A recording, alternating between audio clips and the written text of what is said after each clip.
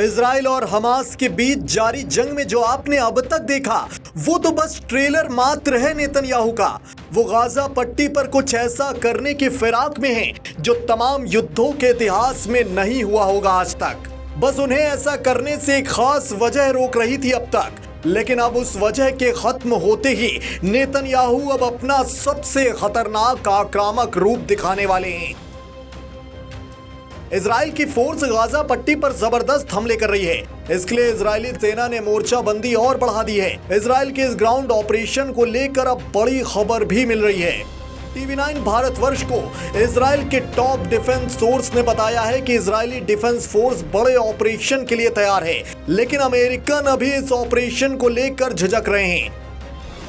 Top defence source ने यह जानकारी दी है कि अमेरिका से हरी झंडी मिलने में हो रही देरी की वजह से इजराइल का ग्राउंड ऑपरेशन शुरू नहीं हो पा रहा है। गाजा पट्टी के खाली होने तक अमेरिका तैयार नहीं है। पहले आपको यह बताते हैं कि इस ग्राउंड ऑपरेशन में देरी क्यों हो रही है इजराइल की ओर से। जो घोषित वजह है वो बताई जा रही है खराब मौसम, लेकिन असल वजह यह है कि इसको लेकर अब तक अमेरिका की मंजूरी नहीं मिली। और अमेरिका की ओर से मंजूरी मिलने में देरी क्यों हो रही है, इसकी भी बड़ी संभावित वजह है। अमेरिका पहले मिडिल ईस्ट को भरोसे में लेना चाहता है। अमेरिकी विदेश मंत्री कई देशों से बात कर रहे हैं। इसी वजह से ब्लिंकन मिडिल ईस्ट के दौरे पर हैं। ज्यादातर देश इजरायली अटैक के खिलाफ हैं। ईरान ने तो बाकायदा धमकी भी दे दी है।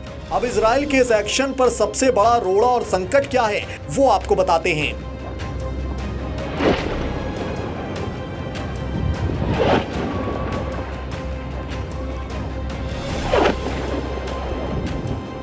एक तरफा कार्रवाई हुई तो ईरान, सीरिया और लेबनान सभी वॉर में शामिल हो सकते हैं। इस जंग में 9 दिनों के भीतर अब तक दोनों तरफ से 3600 से ज्यादा लोगों की मौत हो चुकी है, जबकि 12,000 से ज्यादा घायल हो चुके हैं।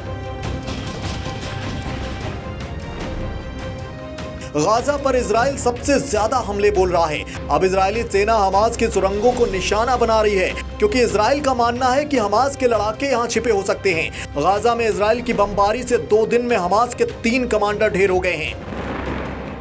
7 अक्टूबर को हमले की अगुवाई करने वाला एक और हमास कमांडर अल खद्र भी मारा गया। उधर इजराइल पर लेबनान ने पलटवार किया है। लेबनान ने शुतुला इलाके में मोर्टार और एंटी टैंक मिसाइल से हमले किए हैं, जिसमें 3 सैनिक समेत 5 इजरायली घायल हो गए।